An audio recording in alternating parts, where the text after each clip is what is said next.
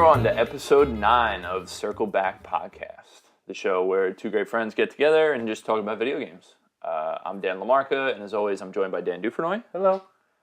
And Dan, we're going to kick it off like we always do. What have you been playing? All right. Well, the most recent game I've been playing is Dishonored. It's so funny because I love video games so much, and I pride myself in trying to play every game that I can possibly get my hands on. There's certain games that just kind of fell through the cracks that I just never got to play. So I got PS Now, and Dishonored was on there. I've been trying it out, and I really enjoy it. What I like about it. So you've played Dishonored. Mm-hmm. So the first level, you're trying to break out of a prison, and I didn't really know what I was doing. So I just went around slicing people. Mm. And then I got to the end, and it said, how many people you killed? I killed everybody. Yeah. And it said, your chaos meter's high, and that means that there's going to be more rats, more plague, more all this stuff. Mm-hmm. And I was like, oh, crap. I don't want to be a bad guy. I don't know what's going on. So I, redid it. Redid the first one? It took me about 20 minutes the first time, and then I said, all right. You tried to kill no one? I'm not going to kill anybody. Yeah. It took me about an hour and a half. That's hard, just to keep saving after everybody I got unconscious and then having to go again. Mm-hmm. And it took me about an hour and a half, but I enjoyed it a lot more that way. For anyone that doesn't know what Dishonored is, we talk about immersive sims. It's totally an immersive sim where your actions hold consequences. You have a bunch of different ways of getting into buildings. It's kind of like you have an assassination target each round, but you can do a non-lethal or a lethal takedown of that guy, that person. Right. And depending on what you do, the story changes around you, and it is definitely a thing where you can kill anybody. It's an immersive sim. You can kill a shopkeeper. You can kill, you know what I mean? Mm-hmm. That's the style of game it is. But it's really cool. The reason that a lot of people like this game back when it came out, I think 2012, 2013. 2012 too, it's very fluid, the combat and the motion and stuff. And as you go on, you gain different powers. Yeah. And it's a really, really cool game. I just like how you have to for those of you that don't know, the whole story is kind of, the Empress is killed, and you're framed for the killing of this Empress, but there's actually this whole, corrupt thing going on behind it, and you're kind of just the fall guy, yada, yada, yada. And what I like about it is, you gotta, in order to not kill anybody, in order to get my honor back after being dishonored, I wanted to be a nice guy and not kill everybody. So what I like is that, when you get someone unconscious, you can put their body somewhere so that someone goes, hey, what are you doing over there? And then he goes over there, and then you can get him. I like the kind of something, and I don't remember if this was Dishonored 1 or 2 where I had this issue with, but I remember I would try so hard to be non-lethal, and what would happen is if I took too long getting through the game, and I put this unconscious guy near an area where rats congregate, and guess what? The rats ate him and killed him, and it counts as a death. Oh, you know what I mean? So it's so much an immersive sim that shit like that happens, and you're like, I want to be mad at you, but I really like that can happen. The rats are the worst in that game. Yeah, they're tough. You can get an ability where you actually become rat. No way. Yeah. Cool. And you can go through little pipes that only rats can fit through. Oh, that's pretty rad. It's pretty rad. Yeah, pretty rad. All right, game that I've been playing. We'll talk quickly about some of the games I've talked about on here before. Opus Magnum, still loving it. Still banging my head against it because it's really difficult and challenging. Adore this game. It probably would have been one of my favorite games last year if I had played it last year. But I'm a huge fan.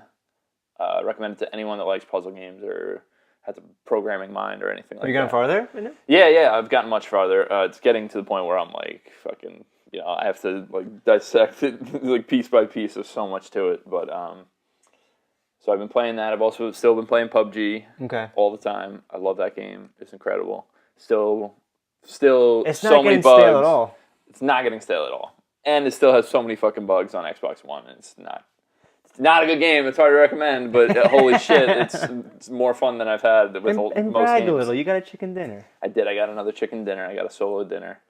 And I was telling you a little bit before the show, I love the reason this game is special and it sets itself apart from other, multiplayer shooters is every time I've won in that game, I have a memory of the minutes leading up to that victory. Yeah. Such a clear shot of what happened.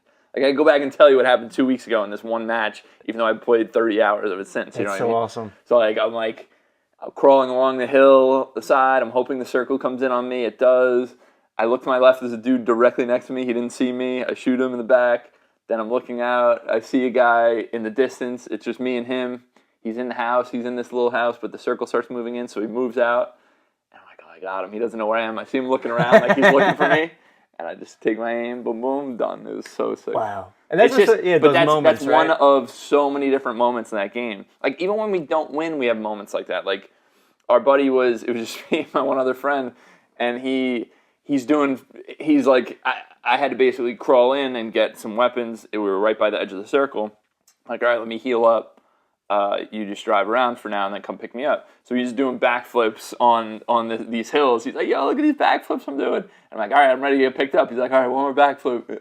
All of a sudden, a car comes, runs me over. Like, why are you doing backflips, man? Like, come on. That's awesome. But it's shit like that. Yeah. You know, I have countless of these moments where I'm like, no matter what happens, it's like, there's so much fun to be had in that game. Yeah. And like, so many like little stories. Like, I used to talk about Far Cry 2 specifically, where it's like, hey, like this game, I like the main story of Far Cry 2, but that's not really the draw. The draw is anything can happen at any time. You know what I mean? So it's like, it's just similar to Dishonored when we talk about these things where it's like, in these systems-driven games, it's like, Far Cry 2, I had so many stories where I'm like, dude, listen to what happened. I was trying to take down this rhino, and I'm fighting it. Then all of a sudden, this Jeep full of bandits come rolling up, trying to kill me. The rhino takes out their Jeep, you know what I mean? Like, PUBG has that sort of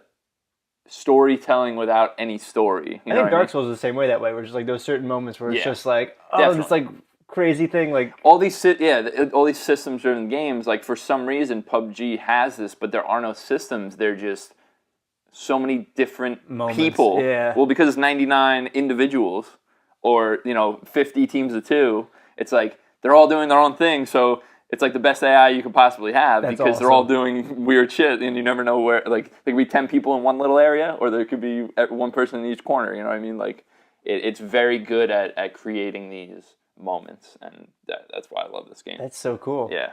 Sorry, I know we talk about PUBG a lot on here, but no, I know you're such a big fan. I'd be curious, like, if you had to go back and do the 2017 list, it'd be on there. Absolutely. Yeah. These two games, especially Opus Magnum and PUBG, I'm like, we already, if you listen to our Game of the Year show, we already talked about how many great games there were last year. And it's like, the fact that I would say these two would be on my top 10. That's like, it's crazy. It's absurd. Like, the amount of what you would take off. That's what I'm saying. The amount of good games that are on that came out last year. That's wild.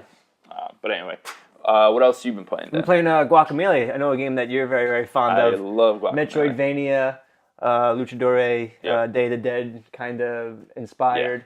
And it's just a lot of fun. It's kind of like a beat 'em up in a way, where it's like a beat 'em up platformer. Yeah, exactly. And very Metroidvania. You can go, you get power ups, and then you can go, oh, I wasn't able to go here at one point. Now I'm going to go here, and you follow this guy Juan, who all he wants to do is be a luchador, and he dies trying to protect the love of his life, and while doing so, he gets the luchador mask, and then he's able to go and fight the bad guys and try to find his lost love. Yeah, the art style and style of that game. So the music is good. Excellent. I love the all music. The art style is really cool. Yeah. Have you been able to flip? I don't remember how early it is between like the Dark World and the. Yeah. Oh, definitely when you go into the little portals. Yeah. So the differences between them, so cool. So good. And just boss design. When boss you start design's awesome. How good is? Have you fought Flame Face yet or no? No. Oh, it's so good. No. So stupid. Yeah. So good. What I love too is just like even like like the the NPCs and like little things that they have to say. Like you'll just be running around like an area or a town, and there'll be like someone, and you just go up and talk to them, and like they'll just say like these like silly ridiculous like things. Like it's very funny. Dude, that game, well written. That game is really. The music special. is amazing. The art style is amazing. Gameplay is amazing. The gameplay is amazing. It's a good one. Besides Castlevania and Metroid, it's hard to find like a really, really good Metroidvania like in that vein. And this is really good, where you actually enjoy going back. Yeah, and there are a ton of those type of games. I'm sorry to cut you off. No, there are a ton of these type of games, but only a few are actually like good enough. Exactly, and I'd say Guacamelee definitely does do that, where you know, they'll be, oh, I gotta go. Usually it's like, oh, I gotta go all the way back there. This, I'm like, oh no, let's go back. Like, that's so cool. Like, I'm sure there's some cool stuff in there. Yep. So I really enjoy definitely. it. I'm glad you're enjoying it. Yeah, no, definitely. A game that I've been playing that's in early access. I've been playing two, but the first one I'll talk about is They Are Billions. It's basically like, it's a StarCraft-esque, like RTS style game. Okay. But it has a big emphasis on base building because it's more like you're trying to survive rather than you're trying to go take out the other person's base. Because it's basically post-apocalyptic, there's zombies, like it's a zombie style game, and you basically build up your base, get different units that attack and run routes and stuff, and you're just trying to survive in your base. And more zombies are coming, the more noise you make. Like it's a very cool setup. I'm not sure if I love it or not yet. I've had some fun with it for sure, but the thing I do like is that you can program. This is a cool little thing that I'm sure other RTSs have done, but nothing that I put. I'm not a huge RTS guy generally. I like the old Warcraft games and StarCraft, but I'm not like crazy about those kind of games normally. You can set your units to routes. So like, this game is much less focused on like huge armies and more like individuals. So I have like an archer that will attack any zombie within a certain radius of her, right? Okay. So I can basically give her a command to run through a certain number of squares, like as a perimeter, and she'll just run back and forth. And whenever a zombie comes within her radius, she'll start shooting, you know, and then she'll get back on her route. Right. So it's pretty cool to be able to like set up your guys tactically to try to do that, and all the while you're setting up walls that the zombies are trying to break through, and you're trying to see how many days you survive. It does have a little bit of roguelike stuff in it because it's run based, so it's like once your base gets destroyed, you're done. Start over. You know, it's pretty cool. I like it. I don't, like I said, I haven't put enough time into it to say if I really endorse it or not, but I've had fun with it. Cool, man. I know you've also been playing another older game. Yeah, Thomas Was Alone. Your PS Now is paying off. Oh my goodness. For those of you that have never played Thomas Was Alone, I actually would definitely recommend this game. Indie platformer game. And the gimmick of it is you're this little red rectangle or square block named Thomas. And throughout the story, you meet other rectangles with different abilities. Some can jump higher than others. Different like shapes and sizes. Yeah, different shapes, sizes. Some can jump higher than others. Some, you can bounce on one. I think her name was Laura. But the whole thing is that you want to try to get your entire line of these different unique blocks to their respective locations, to their respective destinations. To the endpoints, yeah. But what makes this game so intriguing is that every single one of these blocks has their own name, has their own personality, has their own like. And it's all being told by this narrator. By this narrator, yeah. And it's just so incredible. There's probably about 100 levels in it. There's probably like 10 stages or scenarios as they call them, and each has 10 to it. And what makes this game so special? Yes, it's a good platformer, and yes, it's cool to kind of have to figure out. Okay, it's a little puzzly. Well, it's fun. Yeah. Okay, so the blue block, whose name is Claire, she can float in water, so you need to jump everybody on here and get. There's that aspect to it, but what's so endearing about it is that it's the fact that every single one of these rectangles has such a personality and such like a unique presence. Yeah, no, it's very well written. You begin to care about these blocks. And these little shapes, yeah. There's one moment, and I don't want to give too many spoilers away. You eventually meet new characters after Thomas and everybody, and there's this one moment where there's 4 different blocks, and 2 of the blocks decide to like leave 2 of them alone. And like you're just like, no, like don't, like no, that's I forget who it is. Like that's John and Joel, it's just like, no, don't do that, and it's just, what I liked about it so much is that the writing was so good that, like, here we are, just little rectangles, and you, like, care about them as characters, definitely. More than, like, games where they have human characters. Yeah, no doubt about it. The guy that made this game, Mike Bithell, he makes really good games. He put out a game called Volume a couple of years ago, which was, like, a cool little stealth game. And he just put out last year a game that it's on my backlog, I want to play it. called Subsurface Circular. Okay. It's basically like it's kind of like a visual novel style game, but it's I heard really good things about the story, so I pretty much will try anything Mike Bithell makes because Thomas Was Alone was my entry point for him, and so good. He makes really good games. Really, really good, and just powerful, and just really. I can't imagine the rectangles made me all misty-eyed, but it's just really, really. No, it is. It's really well written, and it's a great game. I definitely recommend. We talk about writing in games. That's probably it's good. Yeah. One of the best. It's definitely a good, well written game. One of my favorites. I know you've also been playing another older game, Shadow of the Colossus. Yeah, it is PS one Now of my favorites. account. Obviously, Shadow of the Colossus is. I think we've talked about this game a lot. One of my favorite games. I've played it countless times, but because the remaster's coming out February 6th, I said, that'd be kind of fun to just start it up, try it out again, just to kind of get see how different the remaster was, to just kind of get my feet a little wet. And again, I love it, but the one glaring thing to me was the controls really aren't that good in that game. They're not that good, or they're terrible? They're terrible in that game. Terrible. It was so hard for me to come to that realization, because this is a game that I tell everybody that this game is. Mwah. Listen, I've known that since the day I played it. It plays like shit, but the rest of it's so good that I don't care. Yeah.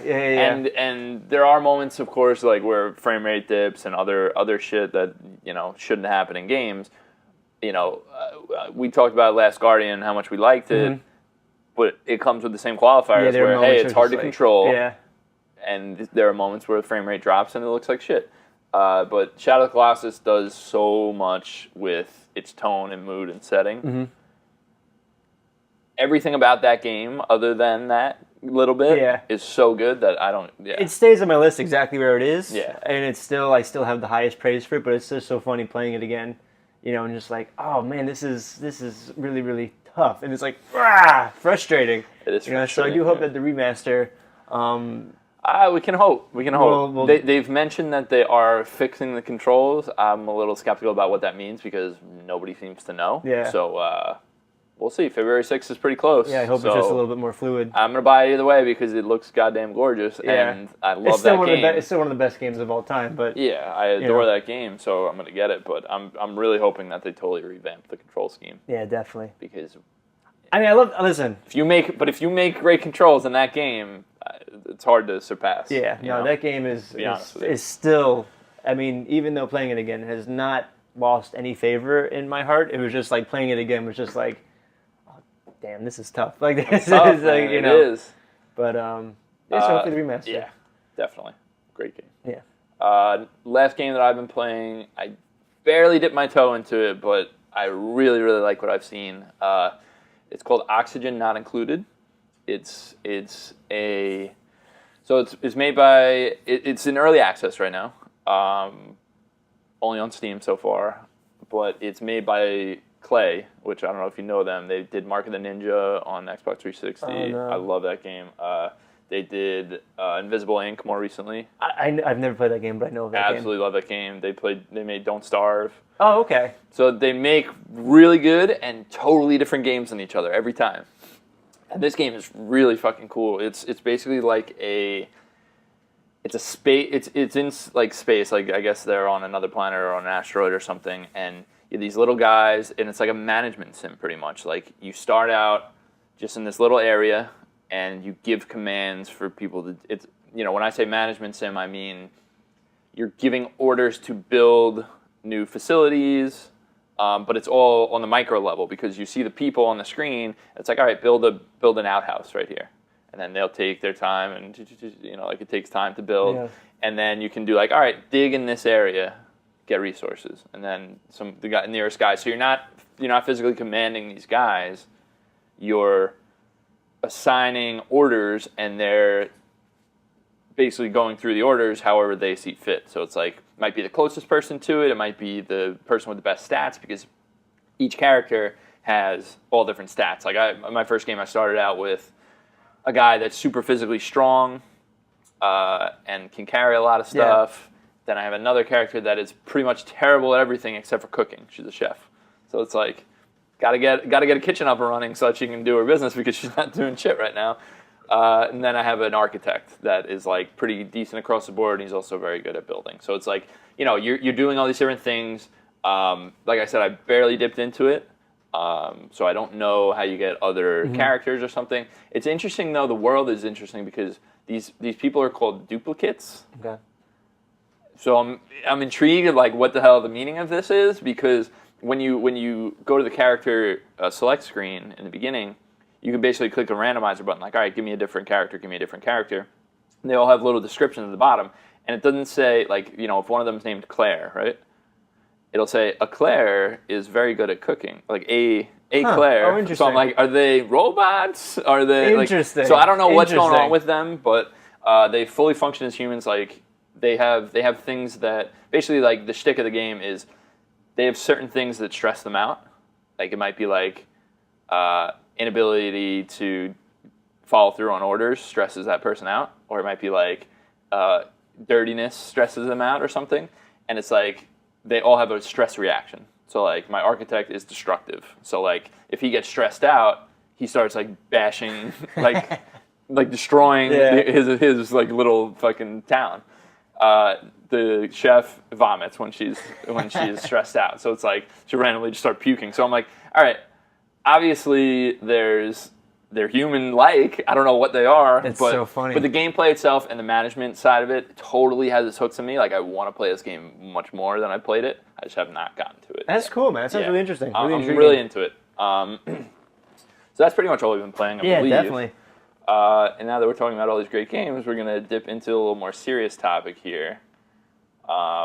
We are going to talk about the controversy surrounding David Cage and Quantic Dream. Anyone that doesn't know, we're basically going to go through an article on Eurogamer. We're going to run through the quick points, talk about what's going on over there. But, let me just jump right into that. So it says here, 3 separate French reports published this afternoon level serious allegations of unhealthy studio culture at Quantic Dream. So if you don't know Quantic Dream, they made Heavy Rain, Indigo Prophecy, Beyond Two Souls, and they're coming out with a game this year called Detroit Become Human, right? You've heard us talk a little bit about them before, maybe in our preview of this upcoming year when we talked about Detroit, going through. I definitely have some feelings about David Cage even before any of this. But let me just jump in here and just talk about exactly what these allegations are and what we're talking about. So it says here, Quantic Dream leaders David Cage and Guillaume de Fondemare, sorry if I butchered that, French is not easy, are accused of inappropriate behavior, overworking staff, and colluding in, or at least turning a blind eye to schoolboy culture involving sexist and racist jokes. Okay? So the stuff, they get into it a little more detail in here. They talk about images that show like employees in like compromised positions, like Photoshop face on like a naked woman or something, or and then like some homophobic, sexist, racist like slurs written on the pictures. Some of these are like their bosses are in Nazi uniforms and like stuff like that. So it's like you could see this being guys joking around like doing whatever, but obviously it made people uncomfortable enough that there are these, reports about it. Right. So to read on a little bit, it says the photoshopped images were apparently sent in group emails around the company, including to recipients Cage and de Fondemare. But it was only in early 2017 when the company's IT manager was the subject of a photoshopped image that the full cache was found and complaints made. Cage and de Fondemare claim not to have seen the worst images before then, only the ones which were funny or more or less amusing. So that'll give you a nice little descriptor of like what their mentality is about it, which is kind of shitty. You don't really want your leaders being like, "Oh, the ones that we saw were funny. They weren't bad." No. Like fuck off with that. Yeah, so it seems like a lot of dumb stuff like that. Something that's really weird and interesting to me is this report also cited that David Cage is nicknamed Papa, God, and Sun King. Yeah, it's a little weird. For his autocratic approach to working, for demanding long hours, and for not listening to others. So Yeah. Don't know what the hell's going on over there, but that's... Yeah, you can already tell it's a hostile Seems a little weird to me. Yeah. It also says Cage is also accused of a lack of consideration for female colleagues and of making insistent dirty jokes, smutty remarks in the presence of his wife, and inappropriate remarks about actresses in his games. So he goes on. They obviously deny all accusations. They say they're ridiculous, absurd. They basically came out, and this is kind of telling to me, when a corporation or anything comes out and says, we will take action against anybody that's saying this about us, it's pretty obvious that this shit was going on, to me at least. The worst shit ever about this is what David Cage says here. About these rumors, David Cage says, you want to talk about homophobia? I work with Ellen Page, who fights for LGBT rights. You want to talk about racism? I work with Jesse Williams, who fights for civil rights in the USA. Judge me by my work. So it's like, it's just unbelievable that somebody can even think like that in these days. It doesn't make any sense to me. What the hell? Could you imagine? This is like the person that's like that says a racist thing. Is like, oh, I have black friends. That's all right. It's like, are you? I just don't understand it. When you are so messed up. When you're the head of your studio and you're gonna come out and say stuff like that. Oh no, I work with someone that It just doesn't make any sense. It's like, what's wrong with these people? So. Well, I think that's pretty self-incriminating. Yes, I think it just... and I agree. Of course, we don't know the veracity of these reports. Yeah. And then for him to even say, oh, no worry, like the stuff, we only saw the funny stuff. Well, with the stuff that you're saying, that you're talking about, it's not funny. It's gross. It's terrible. It could be totally false, but the reaction to this has just been absolutely Well, that's the thing. The reaction doesn't, line up. Like, if they actually cared about this stuff, it'd be like, oh, my gosh, Yeah, we're taking these allegations seriously. We're searching. No, for them to come out and say, no, only the funny stuff we laughed at. And they're like, hey, we're gonna take legal action against anyone that's saying any of this. It's like, okay, whatever. So basically, what I want to get into with this is, number one, I want to talk about David Cage's past work because I've said on here before that I think he has some good ideas in game design as far as storytelling. Mm-hmm. I think he's constantly insensitive. Oh yeah. In everything he does, and this totally lines up with what I thought about him beforehand. So this isn't surprising to me. But yeah, I remember and I should look up the exact thing that happened. But I remember Ellen Page had a gripe against Quantic Dream. I'm going to look it up real quick because she said that there was a model of her that was nude in the game. Oh, right. Yeah. You remember this? What game was that? Beyond Two Souls? Beyond Two Souls, yeah. But I remember that there was let me look it up. I have something here on Cinema Blend that's talking about it. Let me just see. Yeah, so the whole thing was Ellen Page was upset because there was nudity that wasn't even in the game, I believe, or it was in the game. Yeah, it says that she would try to sue people over it after Sony failed miserably at censoring and keeping images, videos, and articles off the internet about the material. So I think the nude images were not supposed to be in the game, but someone found them or something, and she was furious, even though it wasn't her nude body, obviously. Right. It's her modeled face on this body. So she got mad, and they were basically like, I remember David Cage being very dismissive and like, no, I would never do that, blah, blah, blah, whatever.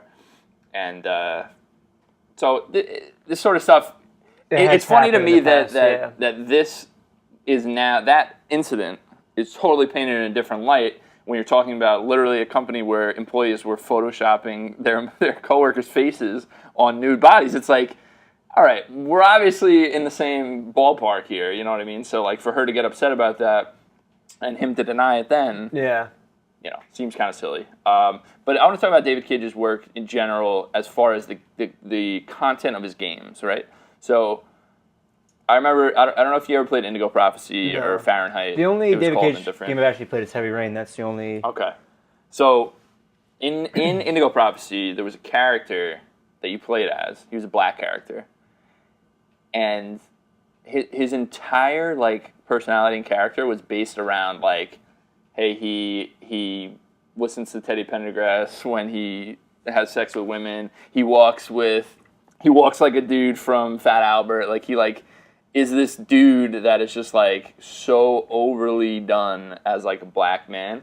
And then you also go into there was like a Chinese character. I think he was Japanese or Chinese. I remember there was an Asian character that was voiced by a white dude doing this like totally over the top accent. And we're not talking about like a lot of people talk about like Blazing Saddles and like shit like that way back.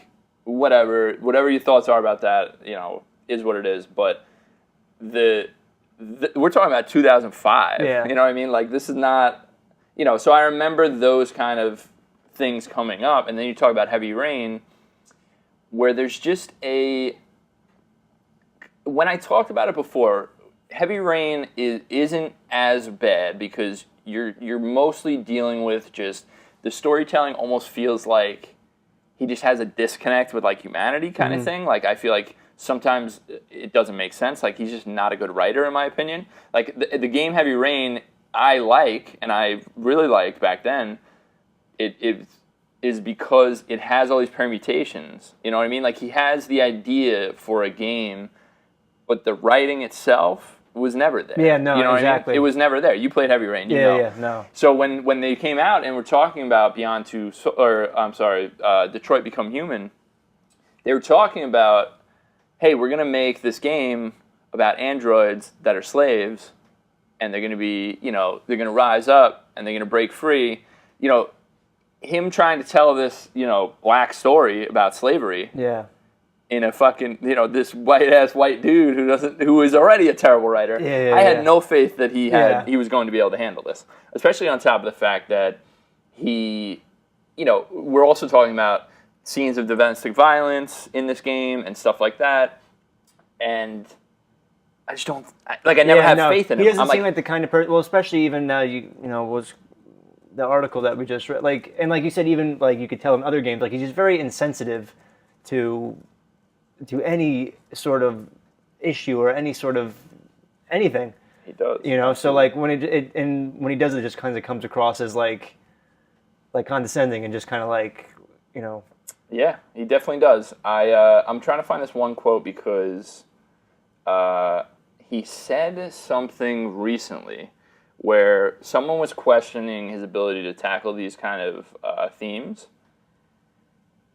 And yeah, it was actually Eurogamer.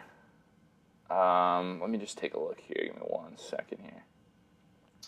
Yeah, no, I felt the same way with Heavy Rain though. Heavy Rain, it was an interesting game mechanic, being able to go around and you know, let me go drink some orange juice. Okay, shake the remote. Okay, now my orange juice is ready to be, you know, drinking. Oh, I gotta, you know, dry my hair. Shake the remote. You know, like it was an interesting. You know, I've never really played a game like that, but at the same time, he was trying to tell a story, but like you said, the writing wasn't that good, and the story wasn't. The way that the story was told, it has twists and turns that you go, oh wow, that's crazy, but at the same time, like, it's not cohesive. It's not cohesive, and when you take it point by point, it's full of plot holes, and that's what I'm trying to say is like. He doesn't, and the whole thing with, I remember there was a girl in that game, a female like player. I don't know if you played as her or her name was Madison, maybe. Oh, he plays Madison. Yeah, you do play Madison. He's a journalist. So there's an ending to that game where Ethan and Madison like get together and get married, and it's like, yeah, it doesn't. He's literally like, he's mourning his son and his wife, and like all this shit's going on. It's like why. Like, why would they get married? Like, because it's a man or a woman? Is that why? Like, there's no reason behind it. It's just such a weird... Like, I understand that there's a scene where they, like, you know, hook up or something, and they're both emotional, and whatever, it is what it is. But to take that step further, it's like, it was obvious that was supposed to be a shallow thing, that they just, you know, they were both in a certain place. Yeah. And like, okay, good. Hey, you did something nice. And then you take it to the extreme, and you're like...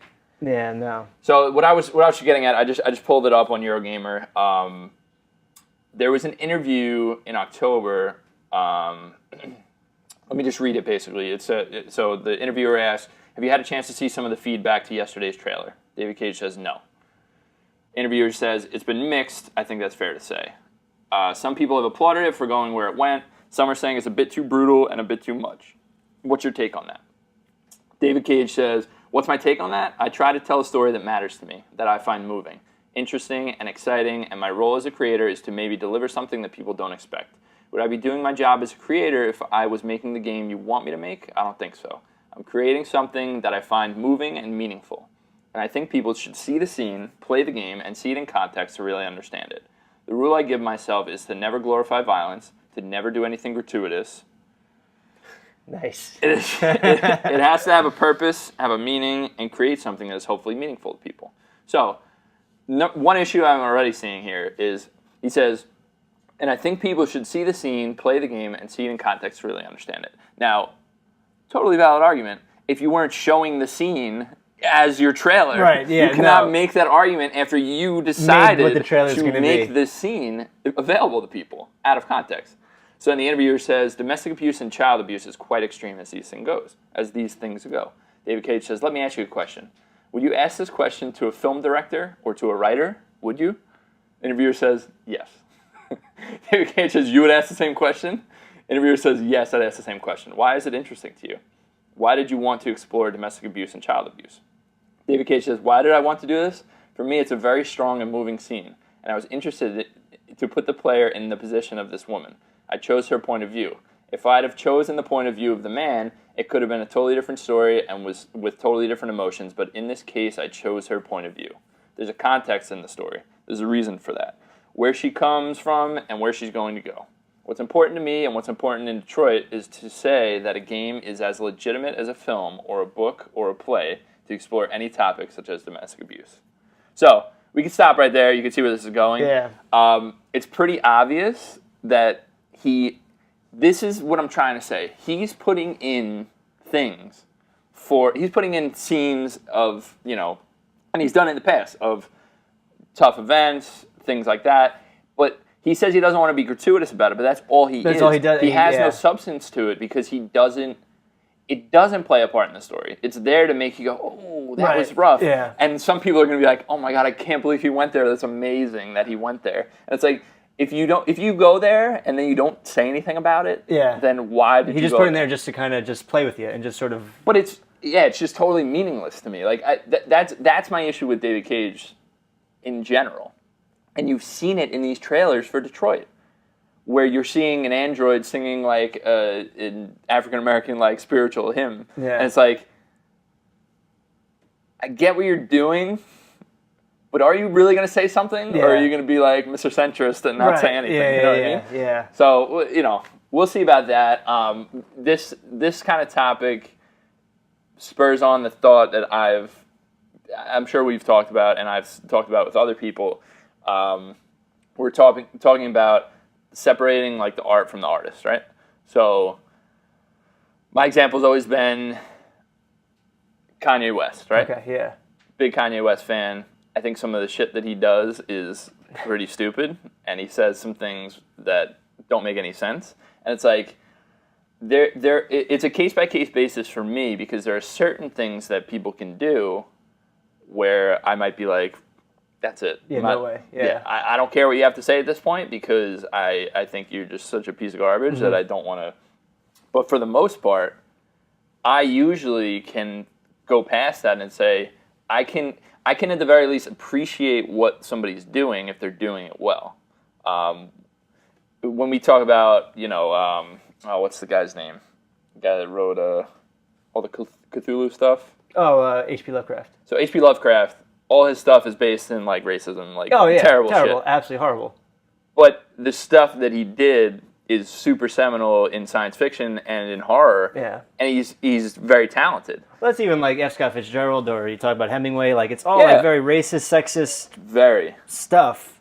But it's done well, and so sometimes we can be hypocrites and say, hey, certain things I'm not going to be okay with, and other things I care about too much to not be okay with it. You know what I mean? Like, some people talk about, even one of our favorite movies, Blade Runner. Some people talk about some stuff in some scenes in there, that specific Harrison Ford scene where he's like kind of being a little forceful with Rachel or whatever. Some people look at that and say, like, fuck that. Yeah, like yeah, why yeah. like why am I gonna give any credence to this film if they're gonna do shit like that? Right. You know, for me, I am usually on the side of, hey, I appreciate this thing too much to let that get in my way. Whereas if because it's a balancing act between, like, I don't know if I'm just being a hypocrite or if I'm saying, hey, what he did is here and I like it this much, so it's okay. Like, it's hard to, like, quantify within yourself with this. It is tough because, like, when it comes to things like racism or sexism or homophobia or anything like that, like, that's never okay. Yeah. And, you know, I don't know. So for me, I have a hard time separating the art from the artist. Mm-hmm. For example, I was the biggest Smiths fan. I love the Smiths. Mm-hmm. And Morrissey's been saying some crazy shit lately. Like, some really, really terrible things lately. Yeah. And I can't listen to the Smiths because every time I listen to the Smiths, I think of Morrissey being an idiot. I'm just like, oh, I had such a hard time. Or even, I'm a big baseball fan. And Ray Chapman, when the domestic violence, I was like, I can't. This guy's on the Yankees. I'm rooting for the Yankees, but I can't support this guy. Like, this guy is he's a piece of a shit. piece of garbage. Yeah, you know. So, like, it's like, I know it is tough, man. It is because we've talked about. I'm a Ravens fan. Ray Lewis pretty much killed it, man, and got away with it. Yeah, and I still root for the Ravens. It's so it's tough, like, though. But this is why I'm talking about. Are we hypocrites, or is there a distinction there that we're missing? Because I'm looking at this stuff with David Cage.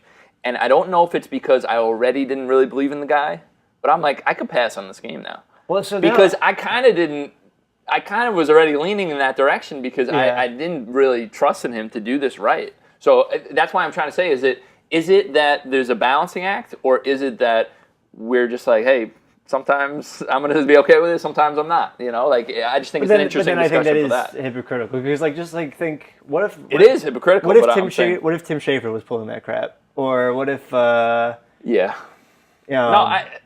why I'm saying, like, Miyamoto was pulling that crap. You know what I mean? Like that. Yeah. You know, like. But what I'm basically getting at is, like, is the onus on us to then be better than that and just be like, hey, I'm not going to be okay with this stuff, so I'm not being party to anything that people that do this sort of thing are a part of, or do I just, you know what I mean? Like, that's what I'm trying to say is it on us to do this, or is it just because guess what? This game's going to sell like crazy anyway. Right. It's going to. But I think we as the consumers, we have the agency. If we don't like something, we got to speak with our dollar and be like, okay, well, I don't support this sort of behavior, so I'm not going to buy your game. And I just don't know if maybe I'm just too selfish to, like, if it's something I really care about. Like, that's what I'm talking about with you talked about those old authors and stuff. It's like, they write some of my favorite stuff, honestly. Yeah. And so it's like, am I going to not enjoy that? Like, you got to be honest with yourself too. It is tough though. For example, like when I first read a bunch of Jack Kerouac's books, everything from On the Road to the Dharma Bums to Big Sur, like, I fell in love with it. But at the same time, it was grossly misogynistic, and there was just a lot of, like, really, really, like, creepy things in there. And that just turns me off. That just completely, no matter, for me at least, like, who it is. But then again, like, I think of what if, like, Miyamoto did something like David Cage. I mean, you know how much I love Mario and Zelda.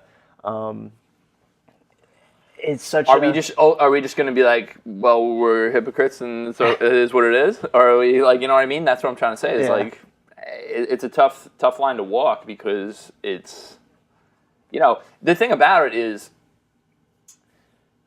it's impossible to retroactively change the way you feel about something. Yeah. Like, you can look back on it and be like, man, I wish I didn't like that so much, but guess what? You liked it. Yeah. You know what I mean? So, like, when we're talking about, hey, when I read, fucking For Whom the Bell Tolls or something, like, I didn't know that stuff. Yeah. So I liked it. And maybe now I'm like, hey, if I read anything else, I won't appreciate it as much. It's like, I can't deny that you know what I mean? Yeah. Like, well, that's the whole thing. That's the kind of stuff that I'm trying to get at. That's the whole thing with Jack Kerouac. When I first read it, I was like, oh my gosh, this is incredible. Yeah. And then rereading it, I'm like, oh my God, that's, like, horrible. Like, some of the things he's saying are absolutely terrible. Like, that's extremely sexist. Like, why would he be saying that?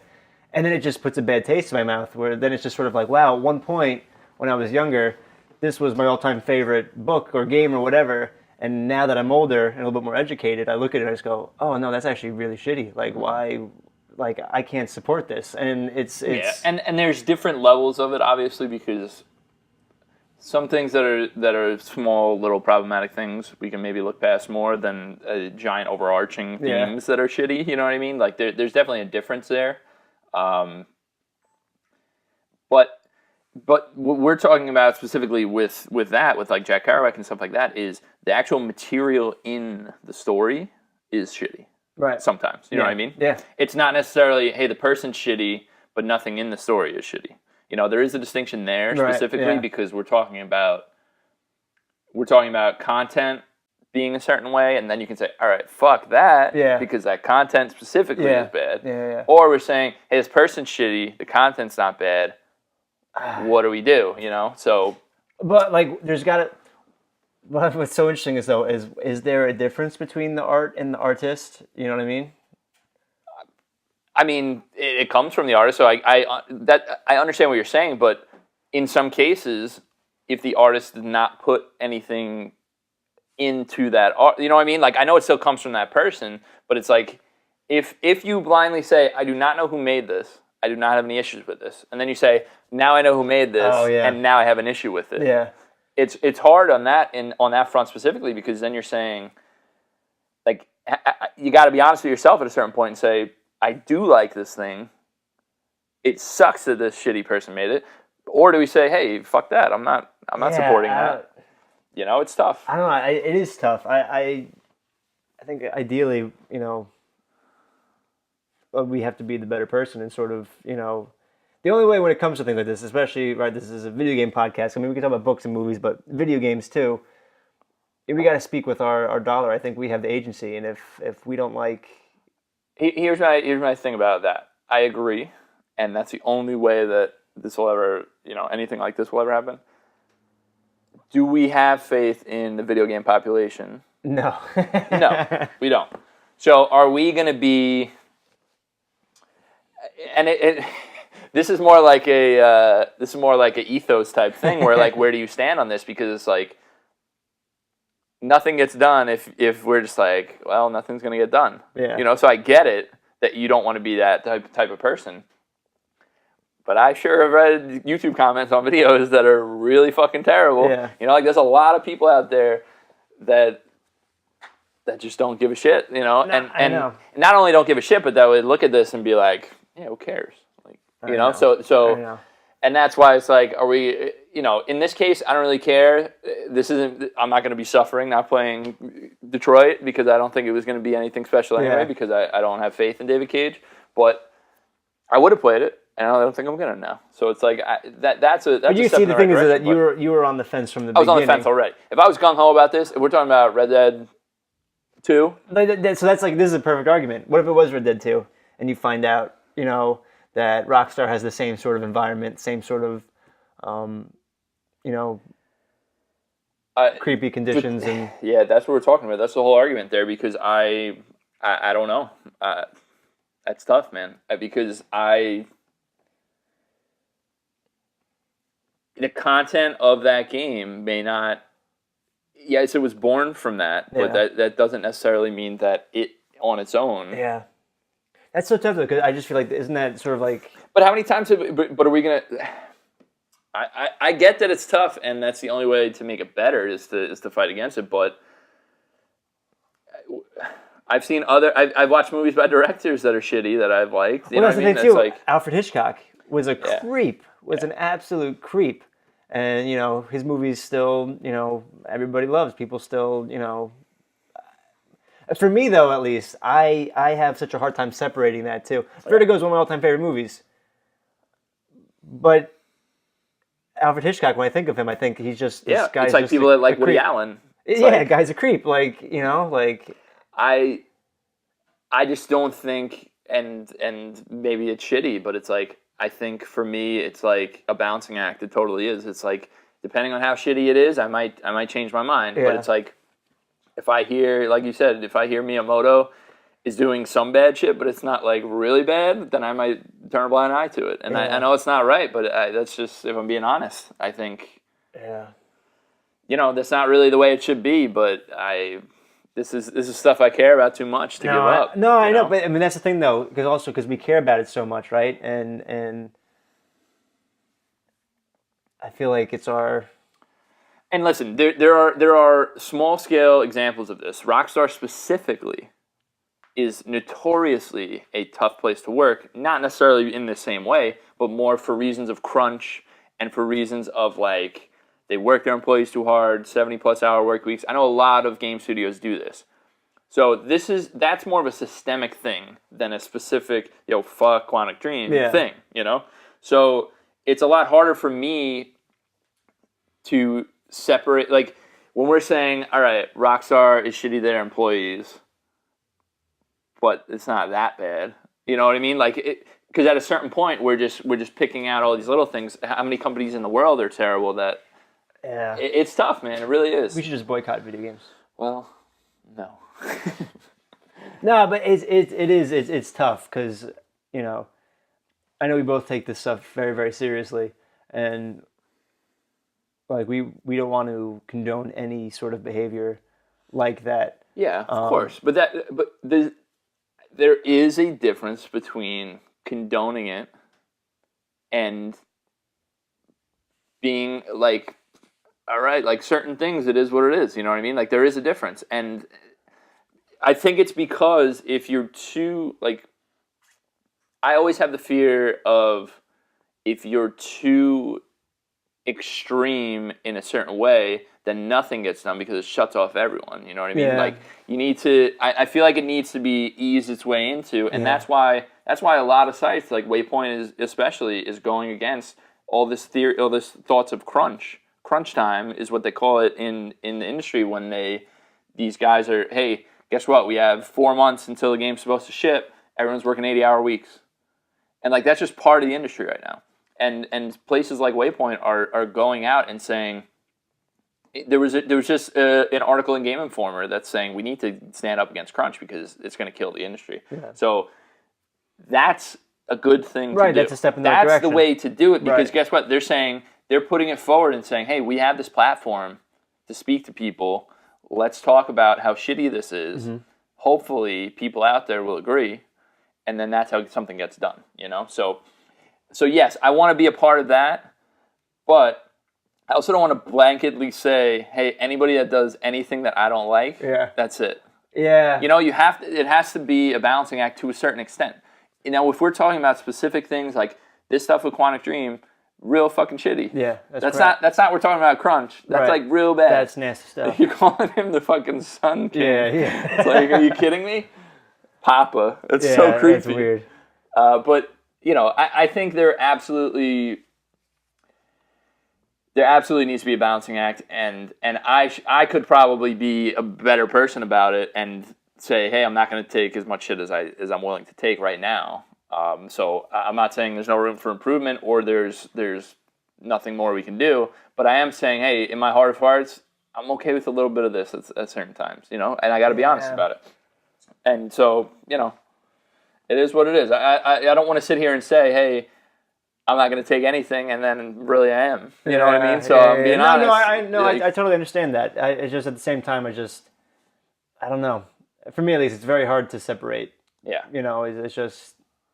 But exactly what I said before with that Harrison Ford scene is like that's an example of a small thing that bothers some people, right. and certain people that have been abused specifically cite that scene as, hey, I can't watch Blade Runner because I had a panic attack watching that scene. Yeah. And it's like, that's not good. No. But it's one of my favorite movies of all time. Yeah. So even for us, it's like there has to be some sort of balancing act with this, because otherwise we're gonna run out of things. No, I know. It sucks, but it's just be decent people. That's it. Just be like a decent human being. I would love it. I would love it if everyone was. Yeah. But all right, I think on that dour note, we're gonna end it. Thank you, Shelby, as always. Shelby, you're the man. Being the best producer in the world. Seriously. And yeah, I guess that's it for us, all guys. Right. Thanks for watching. You can catch us next week.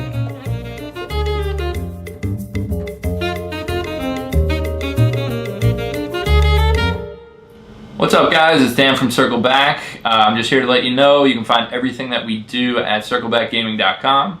If you just want the podcast, we're on iTunes. If you just want the video, we're on YouTube. So catch us either place.